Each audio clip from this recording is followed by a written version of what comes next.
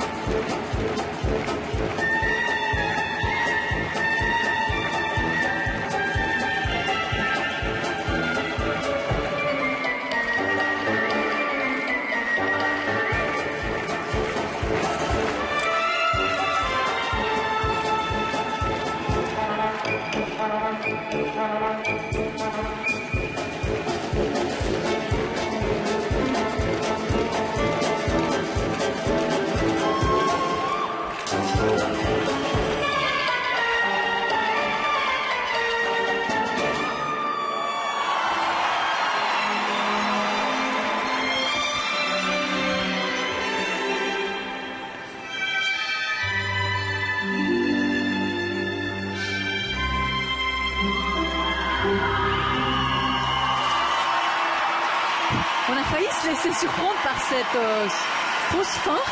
Je ne sais pas si on peut l'appeler ainsi. Regardez, Fabien Bourza, c'est en programme pour devenir champion d'Europe. On se congratule déjà dans le camp de leurs entraîneurs avec Alexander Zoulin et Oleg Volkov. Mais Moi, je reste un petit peu sur ma faim quand même. On les a des fois sentis plus libérés, plus créatifs que dans ce programme. Charlie Chaplin au demeurant très bien patiné, mais un poil plus en dedans que ce qu'on avait connu. Mais peut-être qu'il faut passer par là pour devenir champion d'Europe. Mais c'est pas faux. En fait, c'est vrai que c'est peut-être assez paradoxal, mais ils étaient très originaux quand ils devaient vraiment se faire connaître et puis bousculer un petit peu la hiérarchie. Ça leur a pas toujours réussi. Et là, qui jouent le titre européen, ils sont un petit peu rentrés dans quelque chose de... Dans le moule de la danse. Ouais, dans le moule de la danse, effectivement. Mais ça reste très bien. Moi, ils m'ont fait ils m'ont fait une frayeur, c'est sur la... Il y a un petit problème de micro là. Et ils m'ont fait une frayeur, c'est sur la pirouette, Pascal, cette pirouette combinée qui était très difficile, mais lors du changement de pied, juste avant, il y a eu un déséquilibre. Alors ça peut enlever un petit... un petit quelque chose à cet élément-là, mais comme je vous le disais, ce programme libre en valeur absolue, il est normalement supérieur à tous les autres. Il est bien rodé. Et dès le début de la saison, il était bien rodé et on sent, c'est un programme qui est complètement intégré pour Nathalie et Fabien. Alexander Zulin, là, ça va être l'entraîneur à succès de ces prochaines années. Enfin, ça l'a déjà été. Et ça l'a été aussi quand il patinait avec Maya Ouzova. Ouais, bah là, ce qui est impressionnant, c'est qu'il a vraiment le couple d'avenir russe avec Ilinik et Katsalapov. Il a quand même connu avec les Russes Nafka Kostomarov un titre de champion olympique en 2000. Donc c'est vraiment l'entraîneur qui est dans le vent. Bon, on va dire il a eu une petite traversée du désert justement au moment de la retraite de Nafka et Kostomarov. Puis c'était un bon choix de la part de Nathalie Péchala et Fabien Bourza, parce qu'il n'y a pas eu de couple français avant eux qui ont pris le risque de s'exiler à Moscou, parce qu'il y a une bonne école de danse à Lyon avec Muriel Zazoui. Et là, ils étaient un petit peu barrés par Delobel Schoenfelder et ils ont pris l'option de dire bon, on quitte tout et on va à Moscou. Et ça va s'avérer payant sur la longueur.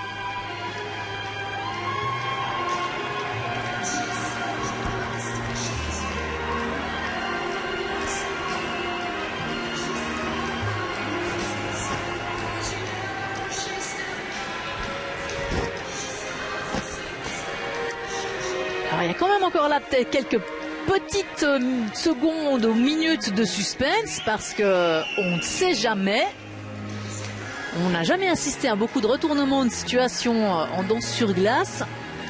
Mais là, il s'agit d'établir une nouvelle hiérarchie. Les Russes en danse sur glace ont quand même une grande cote. Quand même un petit peu inquiet, Alexander Zulin. Il regarde avec insistance vers le tableau d'affichage pour que les résultats arrivent. Oh là là, ouais, avec 100,49, l'affaire est entendue. Nathalie Péchala et Fabien Bourza deviennent champions d'Europe pour la première fois avec un total de 167,40. 5 points de plus que leur meilleur résultat.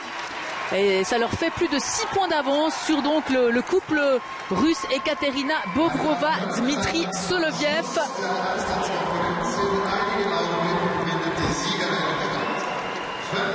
Et ça veut dire que la France retrouve des champions en danse sur glace. Évidemment, les précédents, on l'a évoqué tout à l'heure avec Stéphane, il s'agissait de Isabelle Delobel et